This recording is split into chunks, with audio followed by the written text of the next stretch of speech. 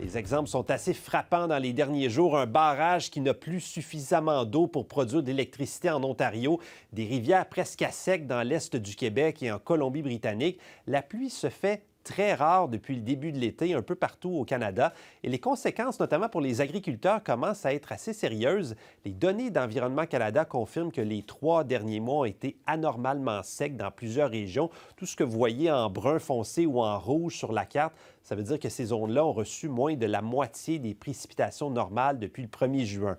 On va parler de tout ça à un spécialiste dans quelques minutes, mais d'abord, on va traverser le pays. Commençons dans les provinces de l'Atlantique avec Michel Brideau. On dirait que ça serait comme ça de haut, là. C'est la hauteur habituelle des plants de maïs du fermier Christian Michaud. Mais ils ont manqué de pluie. Quand tu vérifies ta plantation, puis c'est toutes des épis qui sont pas finis, que c'est tout comme que ça va jusqu'à là, puis... Le maïs, dans cet état, ne se vend pas. Christian Michaud s'attend déjà à perdre 40 % de sa production. À l'île du Prince-Édouard, les producteurs ont commencé à récolter leurs pommes de terre dans la poussière, tellement le temps est sec.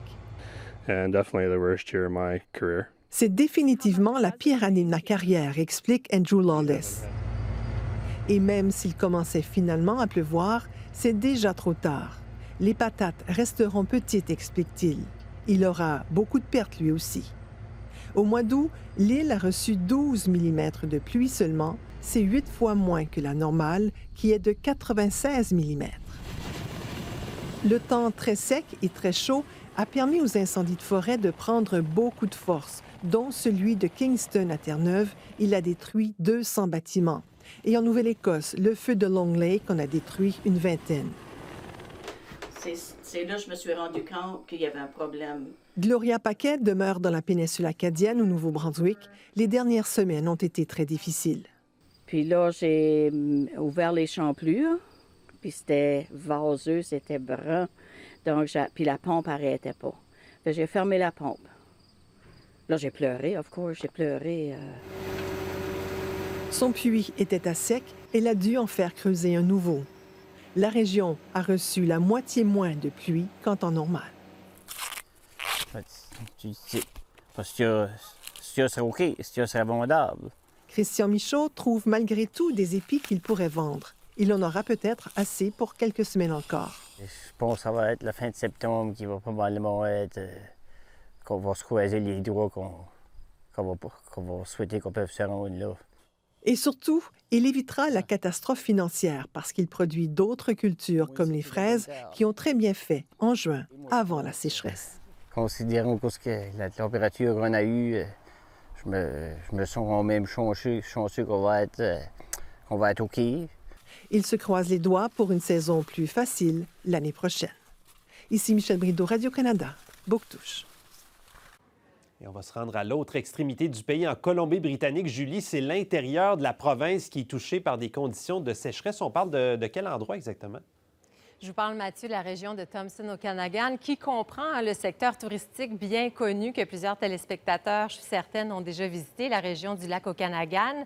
Eh bien, soyez rassurés, ça ne touche pas l'industrie viticole. En fait, les vignes se portent bien. J'ai parlé avec une viticultrice ce matin. Les vendanges commencent ces jours-ci.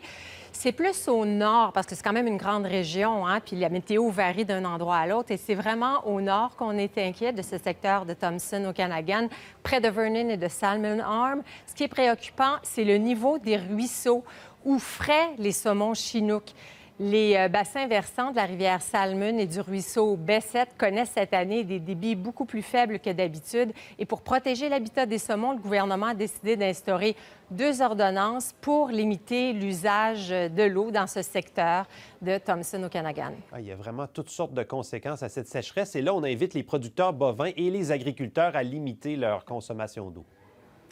Pour l'Association des éleveurs de bovins de la Colombie-Britannique, ils disent qu'ils ont anticipé le problème et qui ont géré la situation en amont, c'est le cas de le dire, parce que c'était déjà arrivé en 2023. Et là, la saison de croissance des bêtes est terminée, donc ça n'a pas trop d'impact pour eux.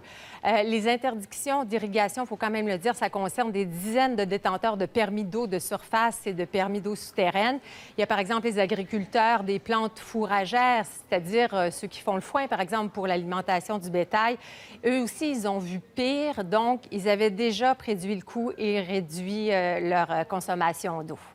Merci d'avoir fait le point avec nous. Julie Carpentier, qui est à Vancouver. Merci, Julie. Je vous en prie, Mathieu. Et on va poursuivre la conversation avec Carl Boivin, agronome et chercheur spécialiste de la gestion de l'eau. Bonsoir, M. Boivin.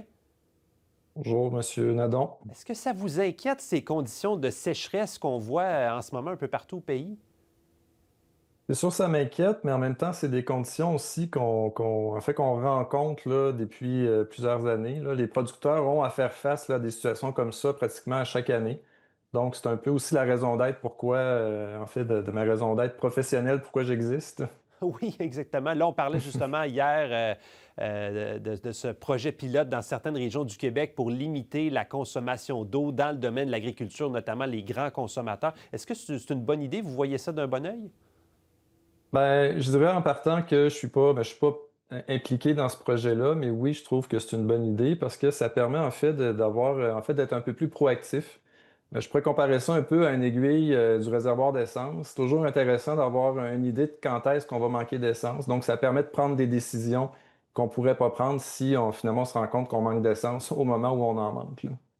Est-ce qu'il y a quand même des effets à prévoir sur l'agriculture de cette sécheresse à long terme, de ce manque d'eau, si là on impose des restrictions en plus? Est-ce qu'il y a une certaine inquiétude dans le domaine? C'est sûr que pour les producteurs, ben, c'est un enjeu parmi tant d'autres. En tout cas, dans plusieurs régions au Québec cette année, on a eu un printemps très pluvieux, donc les producteurs avaient à gérer un surplus d'eau. Là, au courant de l'été, on avait un manque d'eau, donc on avait à gérer là, une sécheresse finalement. Fait que pour les producteurs, c'est toujours, c'est sûr que c'est compliqué parce que, en plus, ben, il n'y a pas une saison de pareil. Fait que si on se dit, bon, ben, il faut que j'irrigue ma culture, est-ce qu'il faut que je l'irrigue beaucoup ou moins, en fait? Fait que c'est difficile des fois de prévoir. Fait qu'il y a un certain niveau de risque parce qu'à un moment donné, bon, on l'a vu dans certains reportages, il y a des producteurs qui ont été obligés d'abandonner certaines superficies en culture. Donc, on ne veut pas en arriver là. Puis c'est aussi une des choses qu'on essaie de faire, c'est de donner des solutions puis des outils aux entreprises pour justement diminuer ce risque de stress hydrique-là, là. Oui, et justement, c'est un de ces outils-là que vous êtes en train de développer. Ça va servir à quoi exactement? Il y a beaucoup d'informations qui existent. Puis l'idée en derrière de ça, c'est de la rendre disponible dans un outil. Dans ce cas-ci, c'est un outil web. Donc, pour les entreprises, ça peut être utile. Là, je vais résumer très rapidement, mais ça permet d'évaluer leurs besoins en eau. Parce que, comme je le disais, ce besoin en eau-là est variable d'une saison à l'autre. Donc, si j'ai un champ de pommes de terre, ben, je suis capable de retourner un peu dans le passé, voir est-ce qu'en 2002, en 2022, en 2018, combien d'irrigations auraient été nécessaires là, pour éviter que ma culture subisse un stress hydrique. Donc, ça permet au producteur de planifier un peu son besoin en eau puis voir est-ce que cette eau-là est disponible dans mon environnement immédiat pour être capable là, de dire, bon, ben OK, je suis capable de supporter tant de superficie en production. Là, on parle des grands utilisateurs d'eau potable. Voyez-vous un jour où les citoyens ordinaires devront aussi, eux aussi, avoir des restrictions sur l'eau potable où on va peut-être en avoir moins en abondance qu'on en a maintenant?